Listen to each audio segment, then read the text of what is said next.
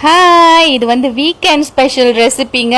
எங்கள் வீட்டில் வந்து குருமானா ரொம்ப பிடிக்கும். ஸோ இன்னைக்கு வந்து ஒரு வெஜிடபிள் குருமாவை வந்து ஷேர் பண்ணலான் இருக்கேன். ஒரு சட்டியில் கொஞ்சம் எண்ணெய், அதுக்கப்புறம் பார்த்தீங்கன்னா ஏலக்காய், அதுக்கப்புறம் பூ, பட்டை இதெல்லாத்தையும் போட்டு, கிராம்பு எல்லாத்தையும் போட்டுட்டு, அதுக்கப்புறம் பார்த்தீங்கன்னா கொஞ்சம் வெங்காயம் எல்லாம் நல்லா தூமேஸ் பண்ணி ஒரு கோல்டன் ப்ரௌன் ஆகிற வரைக்கும் தூமேஸ் பண்ணிடுங்க.